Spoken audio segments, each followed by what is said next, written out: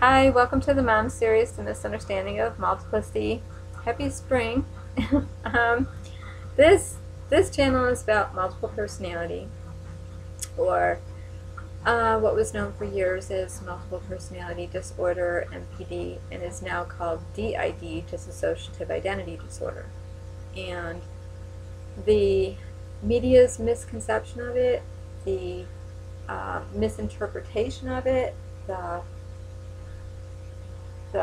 myths, the falsehoods, the disinformation out there, the almost propaganda of it, just my opinion. I've been following all kinds of media portrayals regarding multiplicity and what is now called DID. It's going on 4 years now. TV series like United States of Terra, every episode I would recap, talk about it, talk about my life and being diagnosed multiple in 1986 and living as plural my whole life after trying to integrate for years and years and years and being in constant therapy and doing all the work and realizing I didn't have to integrate. I made perfect sense the way I am.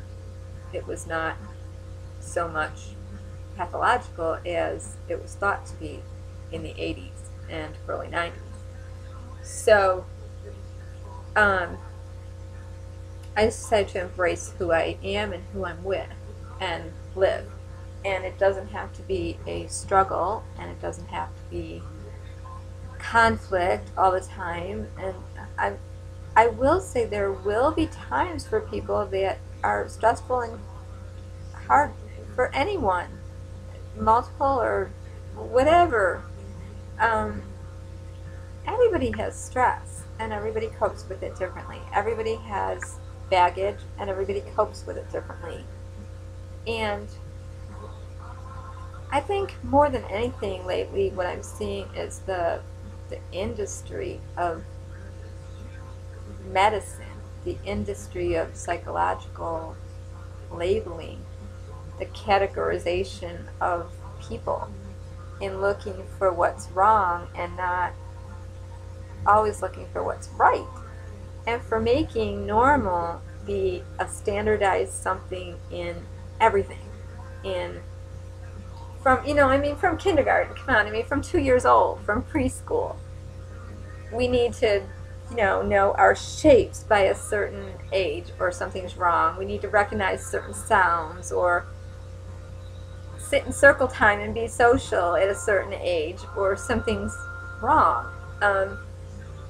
We need to have a certain IQ. God forbid it's a few points different, or something's wrong. We're not normal then, right? From little babies, this is the way our society is, and I just don't I don't understand that anymore.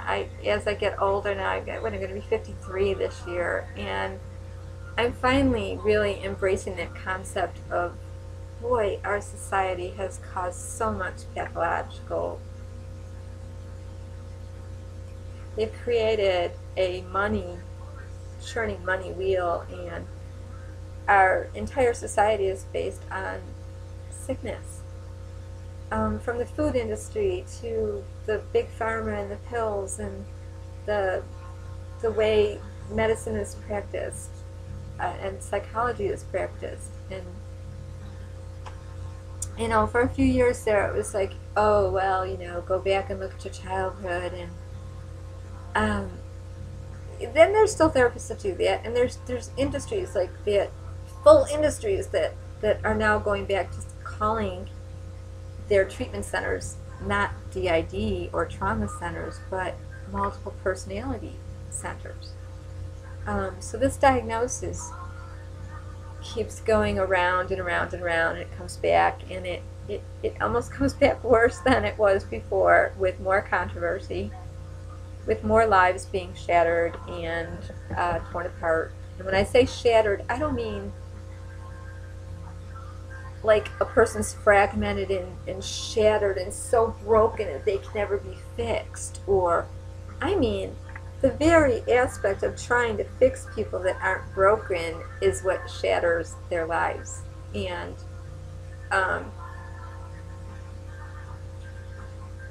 I've been reading a lot of Jeanette Bartha's blog, Multiplicity and Other Psychological Pseudo Science Psychological Conditions. Yeah, as many of you know, I read Sybil Exposed by DIDThe. Both Jeanette Bartha and DIDThe are very for false memory syndrome and of the thought that doctors create multiple personality. In Jeanette Bartha's case, it was because that was her experience. She was diagnosed in the 80s by a very prominent founder, teacher, expert of multiplicity. In a she spent a lot of time in a hospital where he taught. She sued him after 7 years because none of the memories that she had under drugs and hypnosis and sodium amytal or pentothal were even possible. Now, the problem is that what Jeanette says is because this happened to her, this happens to everybody. And I do understand that she lost 7 years of her life, and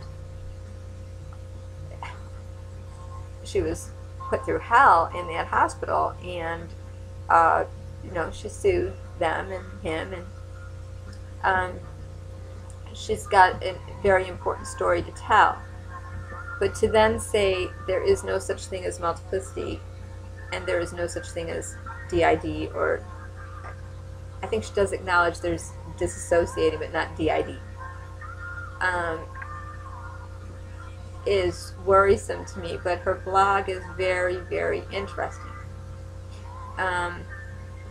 It's filled with a lot of information, and as much as DIDThe wrote Sybil Exposed, and her whole agenda is it's false, it's Sybil was, it was fake, it was made up by the doctors, it was hysteria, it was conversion, it was all these other things. DIDThe still has a lot of very interesting stuff on her website. Of many women that, I think there's like 4 in one hospital and 3 in another that are suing, that just in this past 4 years were diagnosed DID or multiple, going in with anorexia, some going in with depression, and coming out with their lives just torn apart, being told they were multiple, and that things happened to them that didn't, and addicted then to medications. So, because the thought is if you're not stressed, if you're sedated, you won't split or switch as much. So there's definitely something going on again within. I know that there are some clinics that are professing to diagnose people within a 2-hour evaluation. There's other people that are setting up full units where people can go stay and try to get integrated again. And they're all being sued again. So there hasn't been much to say other than I do believe false memory can happen. I always believe it can happen. There's a very subtle dance that a doctor and a patient does together, in that exchanging of information back and forth, suggesting, leading.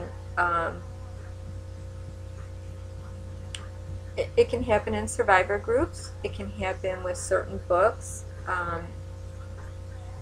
There are some survivor books that I would never, even though some people would say healed them and empowered them, I would consider questionable.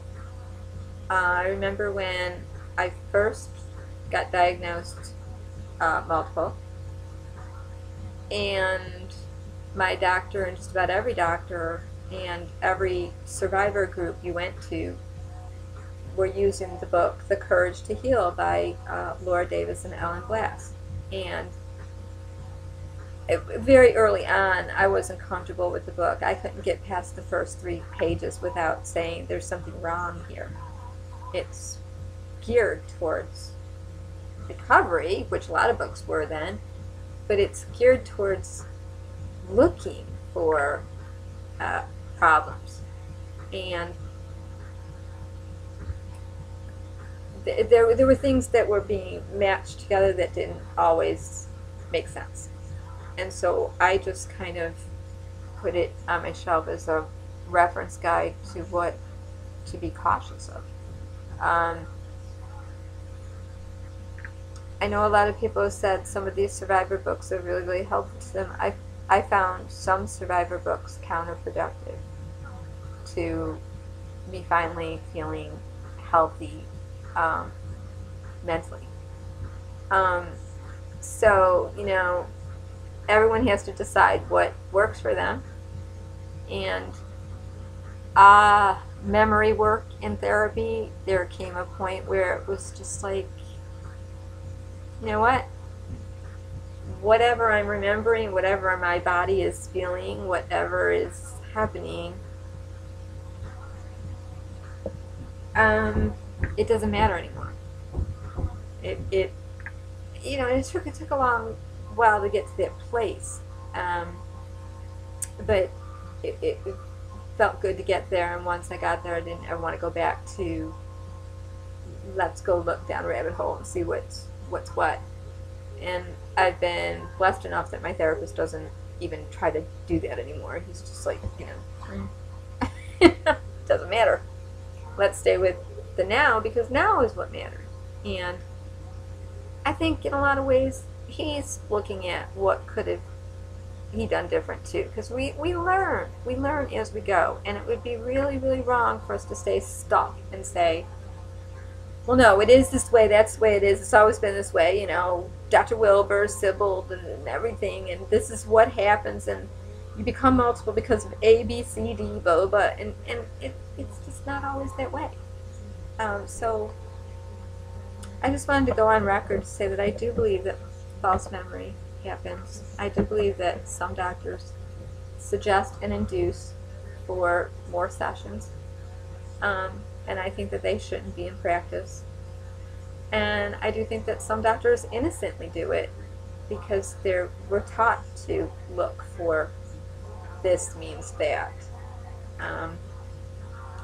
So anyways, I just want to say hello to you guys and tell you that I did do a video on false memory, and I didn't put it out. It's got more information in it, more personal stuff in it, and I did not release it yet because I didn't feel comfortable releasing it. But so I just wanted to tell you a little bit of that I'm still reading Jeanette, Bartha, and Debbie Nathan a lot, and I'm still multiple. I'm still living plural, and you know, but it's fine. So I don't know. I just think that we have a lot to learn. We have a long way to go, all of us. Okay, take care. Have a nice day. Bye bye.